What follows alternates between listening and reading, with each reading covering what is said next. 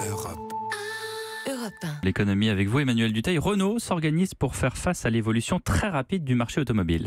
Oui, c'est passé un petit peu inaperçu hier, mais en interne chez Renault, on reconnaît même que les transformations vont plus vite que prévu. Par exemple, sur le diesel, les automobilistes n'en veulent plus. On n'avait pas prévu un virage aussi rapide, admet un cadre de l'entreprise.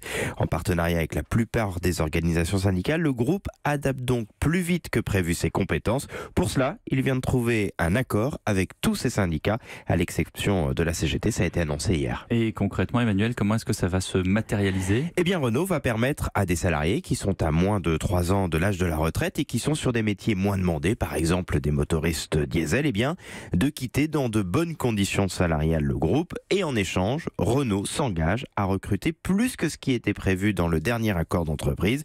On parle quand même de 1400 recrutements supplémentaires jusqu'à l'an prochain.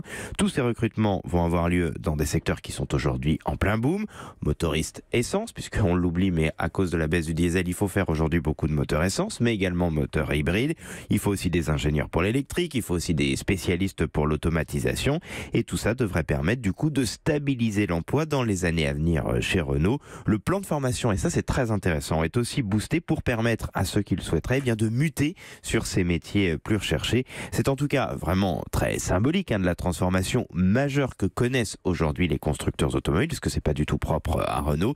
Ce qui est intéressant, c'est que ça se passe, en plus que ce soit chez Renault ou chez PSA, en accord avec les syndicats. L'un d'eux, alors c'est vrai que c'était pas le syndicat le plus énervé, me disait même, ça va dans un excellent sens.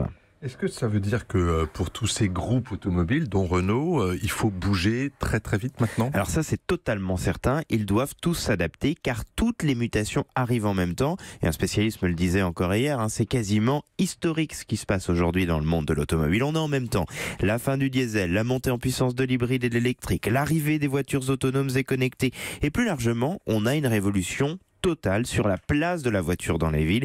Un spécialiste me disait hier, très vite, on ne parlera dans tous les cas plus de constructeurs automobiles, mais de créateurs de mobilité, ça veut tout dire. L'automobile va être de plus en plus partagée, donc pour préparer toutes ces mutations de la meilleure façon, c'est rassurant quand même que ça se passe de façon concertée avec les syndicats. Chez Renault, on parle même de modernisation concertée, un modèle intéressant pour tous les groupes qui sont confrontés à ces mutations d'envergure. Ouais, c'est l'histoire de la poule et de l'œuf, cette histoire de mobilité. On ne sait plus qui est quoi, et sans mobilité, il n'y a pas de voiture, et sans voiture, il n'y a pas de mobilité. Ça, c'est vraiment, on se marche dessus.